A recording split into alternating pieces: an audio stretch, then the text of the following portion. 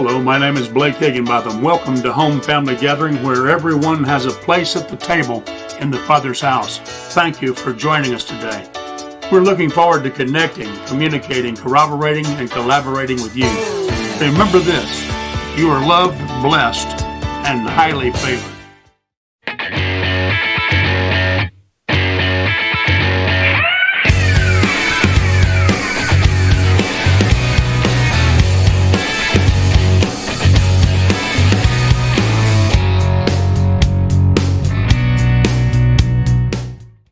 We're going to be starting the teaching this week out of a new book that I recently wrote. And as I said, this has been a year of writing.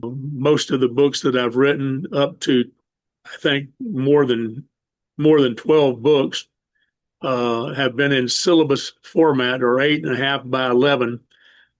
Bigger books, bigger print, easier to read, and also short, sweet, to the point, as well as plenty of space for taking notes. And this one happens to be entitled Christian Mysticism. A lot of people don't know very much about this topic. However, I know more about it than I want to. And it's not necessarily associated with the occult or the dark side. It is absolutely something that has influenced the religion of Christianity down through the centuries. And I think you'll see that as we develop this teaching. Christian Mysticism Warning: do not allow the title of this book to be cause for concern. Instead, allow it to challenge you to think outside the box. This book is addressing both the validity and contributions of mysticism to the religion of Christianity, as well as the potential dangers of replacing sound doctrine with spiritual encounters and experiences. That being said, there are things about a rigid, inflexible approach to spiritual enlightenment that have resulted in dogmatic doctrine and continue to separate us from our commonwealth, the commonwealth we share together in Him. Christianity is nothing more than a powerless religion if it is devoid of valid spiritual encounters and experiences.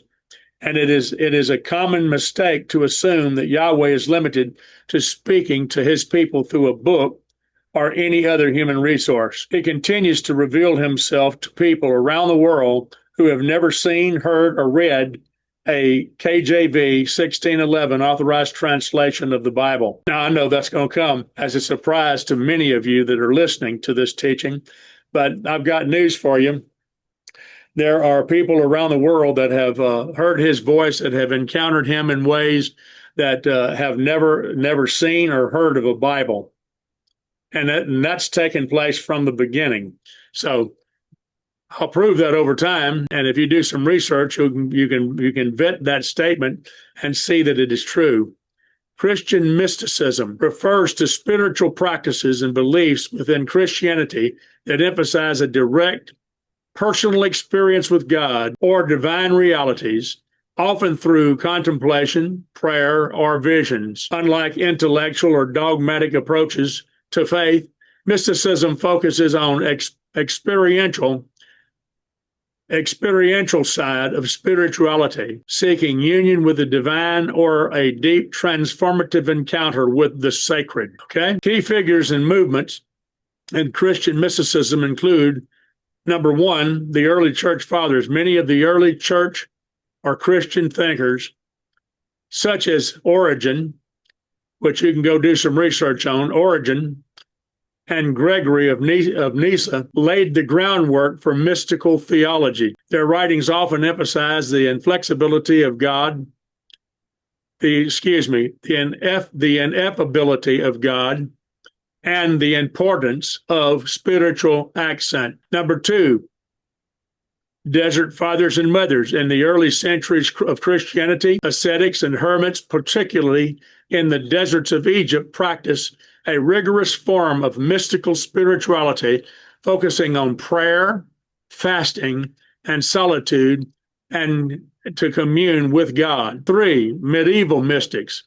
During the Middle Ages, mysticism flourished with figures like Saint Teresa of Avila, a Spanish Carmelite nun who wrote about the stages of the soul's union with God, particularly in the interior castle. St. John of the Cross. Now, of course, these are Catholics during the Middle Ages. A Carmelite friar a mystic known for his work in the dark night of the soul, which I know that that's available and still in print in some form, The Dark Night of the Soul, which describes the soul's journey through purification and divine union. And then Meister Eckhart, which is a German theologian whose sermons and writings explored the idea of the birth of the divine word in the soul, emphasizing the unity of the soul with God.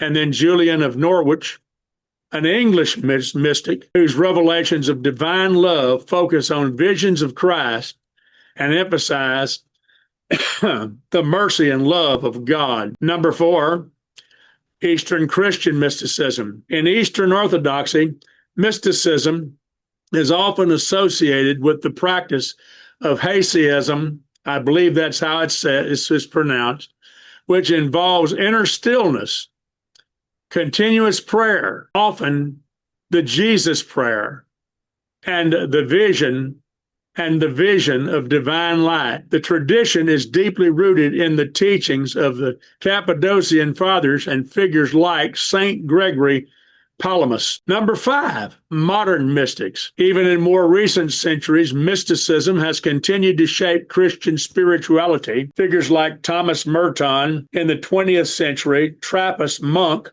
explored mystical experiences and interfaith dialogue, particularly with Eastern spirituality. Themes central to Christian mysticism include, number 1, union with God. The ultimate goal of many Christian mystics is deep, transformative union with God, often described as a spiritual marriage. Did you hear me? Have you heard some of these terms before? Intimacy, close intimacy with God, described as spiritual marriage, or a mystical experience of oneness with Him. Contemplation in prayer. Listen to this. Mystical experiences are typically pursued through contemplative prayer, meditation, and silence. Purification and ascent. Purification and ascent. The soul's journey often involves stages of purification, detachment from worldly desires, and ascent toward divine reality. I specifically want to speak to this one at the end of this teaching this morning. Visions and ecstasies. Visions and ecstasies. The mystics report visions, locutions, and ecstatic experiences in which they feel a profound sense of God's presence. Have you experienced a vision, a locution, or ecstatic experiences? Have you felt a profound sense of God's presence? Well, absolutely. Absolutely. In a lot of different times and seasons, in a lot of different ways and means. Christian mysticism has a rich history and continues to inspire those seeking deeper and more experiential approach to faith. Now, let that serve as an introduction, and I'll leave this up just for a minute, but I want to more specifically talk about purification and ascent. The soul's journey often involves stages of purification, detachment from worldly desires, and the ascent toward divine reality. After about 50-something years of service to the King and His domain, I've recognized that some of the things that may have been important to me early on are no longer important to me. Now, this is not to heap condemnation on anybody or to make them feel like I'm some kind of a super spiritual individual. I still watch some shows that you probably wouldn't watch, and I probably enjoy some things that you wouldn't enjoy. But there's some things that I recognize in my life and the lives of others that are equal to idols that Yahweh has helped me move away from over the years. And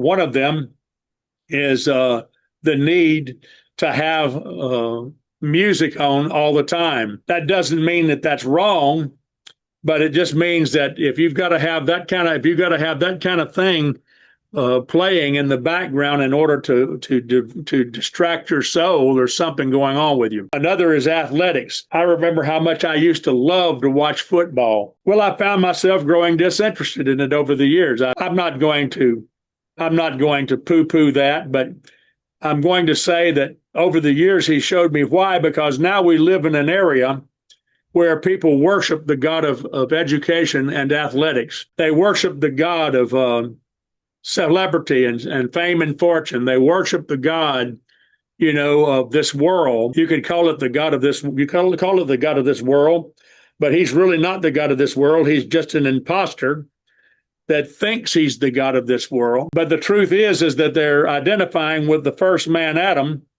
and they're not identifying with the last man, Adam, or with their origin, or where they're from, or who they are. And so I've moved away from going to sports activities, going to football games. I used to drive after work all night long. I drive all afternoon to get to a Monday night football game in Dallas-Fort Worth area when the Texas Stadium was, so I could watch the Cowboys play somebody like Pittsburgh Steelers, and then we'd drive back that night and go back to work the next day. Now, saints, I don't know very many believers that are that dedicated to anything. And I know that this is going to sound religious to some of you, but this is my journey, and I'm going to share my journey with you and my story with you, that there's some things that have just become unimportant. And if you sense that Yahweh is dealing with you about, putting less value on something than you once did, then let him do the work, and you don't make it a religion, and don't transfer that to somebody else. Let him do the work in you. Amen, Brother Blake. That's good preaching. Now go ahead. And just because, listen, I know believers that somewhere along the way felt like that they needed to get rid of the Christmas tree without understanding why, and without it being by the conviction of Holy Spirit and based on some teaching or information that they ran across. And they ended up rounding up all of the Christmas tree ornaments and decorations and kicking them to the curb and causing a lot of problems within their own household and family. And then later on, basically backed off of that position and went back to celebrating Christmas the same way they always did. I know some other believers that got under conviction about watching television at all and ended up unplugging that and kicking it to the curb and causing all kinds of problems in their family and in their life. And then later on went and bought another television and started watching some things. And I'm going to tell you that I understand the reaction when Holy Spirit starts convicting you about certain things. I understand the reaction of the soul, because you're a son, you want to please him. But it can be just as religious and just as involving. It can involve religious work just as much as anything.